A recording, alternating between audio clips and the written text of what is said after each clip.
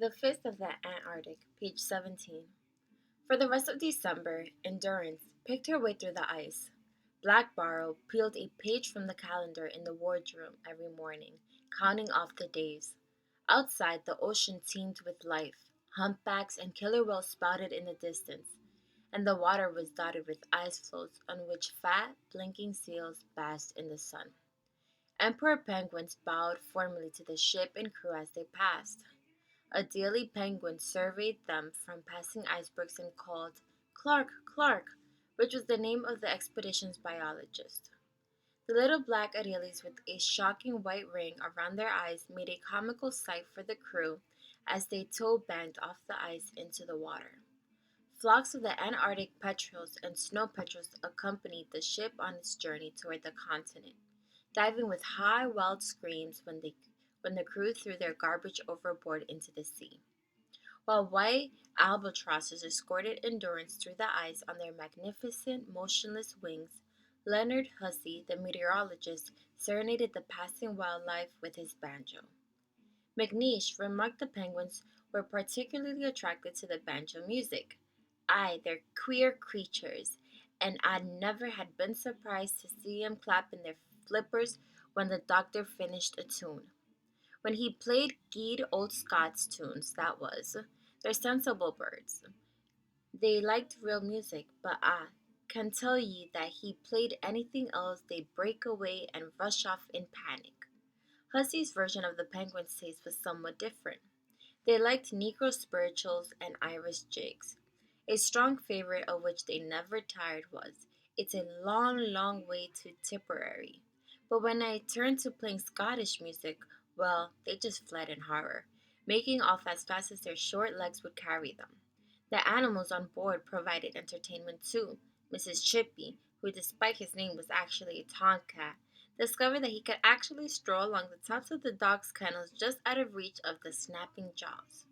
The half-full sled dogs became frantic with bloodlust whenever the cat ambled by overhead. Also on board were two pigs purchased by McNeish for future pork roast, as well as the rats and mice they stow away on any ship. Mrs. Chippy was too well fed to bother hunting, preferring to torment the dogs and dine on scraps from the gallery. The ship made progress, but slow progress. Shackleton had estimated a rate of travel that would put him on the continent by the end of December, but by Christmas they still hadn't passed the Antarctic Circle. The holiday was celebrated with turtle soup, jugged hare, white bait, a type of fish, mince pies, figs, and plum pudding prepared by the cook, Charles Green. When the crew raised their glasses of stout and rum to Christmas carols and toasted to our sweethearts and wives, the answer came back, "May they never meet."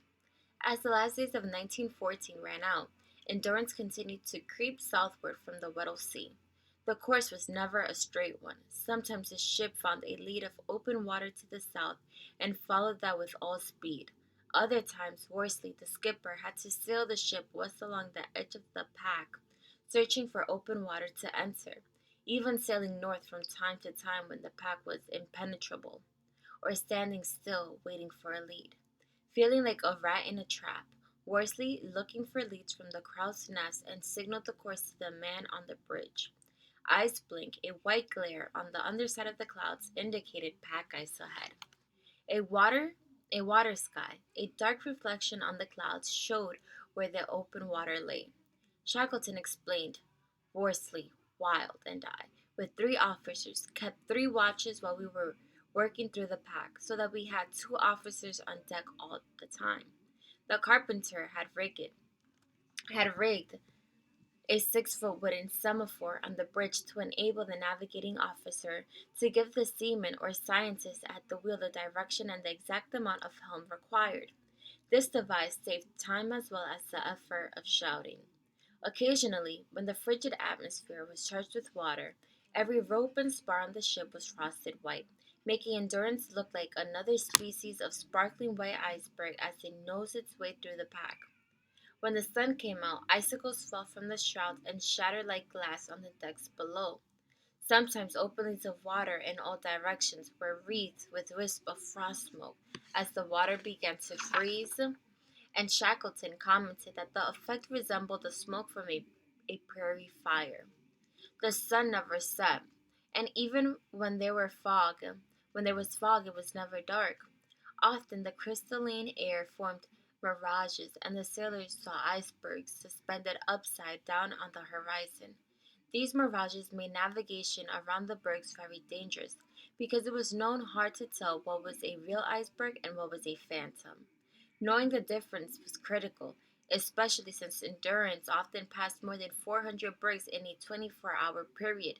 It was a crowded sea. On New Year's Eve, they crossed the Antarctic Circle at last, and some of the men gathered on the bridge to sing Auld Lang Syne, with an accompaniment of doghouse. The ice grew denser, and open water became harder and harder to find. There was no sign that the pack was opening up at all. Day and night, ice growled and scraped along the sides of the ship. The men heard it grinding while they slept, while they ate or played cards, while they stoked the engines or read the charts. When the fog and ice made progress impossible, Shackleton ordered the ship moored to a large iceberg or floe. Then the men and dogs could take advantage of the wide, flat floes to get some exercise. Hockey and soccer games were the sport of choice among the men. As for the dogs, they could chase penguins and run wild without going too far.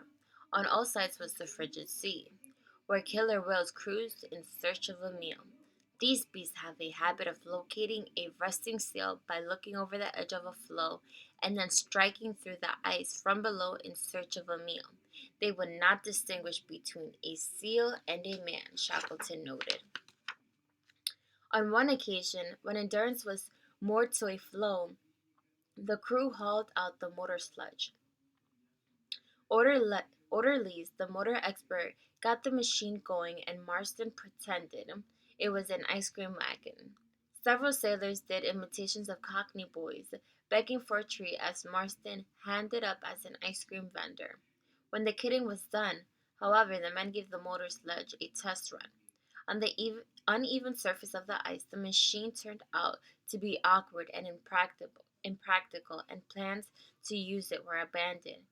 As the days went on, Endurance crept forward through leads that closed in behind her. Open water was becoming harder and harder to find. A shifting mass of ice stretched from one horizon to the next. 2.5 weeks into the next year, Hurley wrote in his diary, "It is now 7 weeks since we entered the pack ice, and since then it has been almost an incessant battle. The weather was not improving, and the ice showed no signs of opening."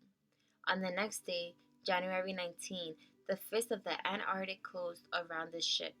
Endurance was surrounded by ice pack, with no open water in sight. They had sailed 12,000 miles from London.